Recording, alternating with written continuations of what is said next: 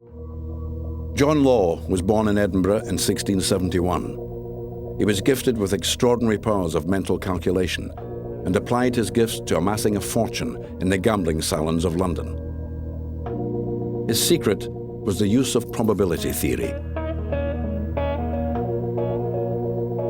This was a guy who was a mathematical genius, and he'd throw 1,000 gold coins on the table, and he'd say to people, right, if you throw 6 sixes in a row, you win the 1,000 gold coins. People, eyes jumping out of their sockets, look at this and say, we must do this. He was giving 1,000 to 1. The real odds are over 46,000 to 1. That's the way you use probability theory. In 1694, Law fought a duel over the affections of a young lady.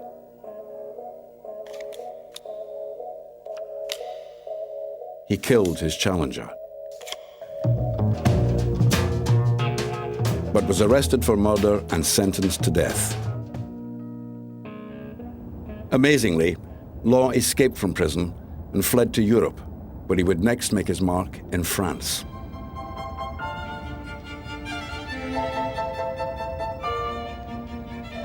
Whilst on the run, Law devised a revolutionary plan to make money on a hitherto unimagined scale.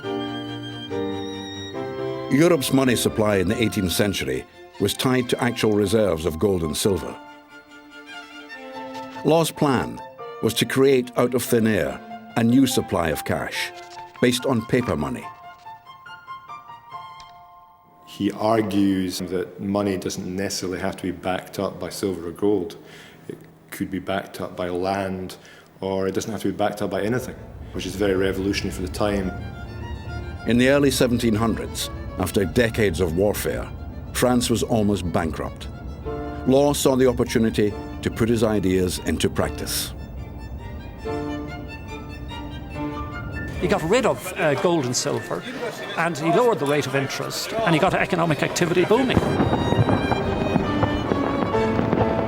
And the French thought this man was an absolute genius. Engravings of the time show Law being fed gold and silver coins and producing banknotes from his rear end. He became so celebrated that the French heaped riches and power upon him. His rise through France is miraculous. He very quickly emerges as an advisor to the French government. He controlled the French economy. He was the equivalent of the Chancellor, head of the Bank of England, head of the regulator, all thrown into one, and doing it all. I mean, to do these things for a Scottish man to come to France and become Prime Minister and become the hero of the hour, that shows exceptional ability. Flushed with success, Law, the mathematical wizard who'd made his fortune at cards and dice, couldn't resist a gamble and began to exaggerate the value of France's new credit-based economy. The financial circuit that he had created was massively out of line with the real economy, and the thing blew up. As the French saw their vastly overpriced investments evaporate, John Law was transformed from hero to villain overnight. After being hounded from his home by a stone-wielding mob, he fled the country, nobly refusing the pension that the French regent offered him for his service. And it's only in recent years that the significance of his contribution to the modern world has been acknowledged. He recognised that when you have unemployment, underutilisation of capital, what you have to do is you have to lower interest rates and you have to pump money into the system.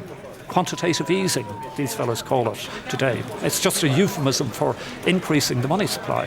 And that's what Law tried to do. Unfortunately, he went too far. But he was an extraordinary genius. And in a way, I don't think the Scottish people have recognised this enough.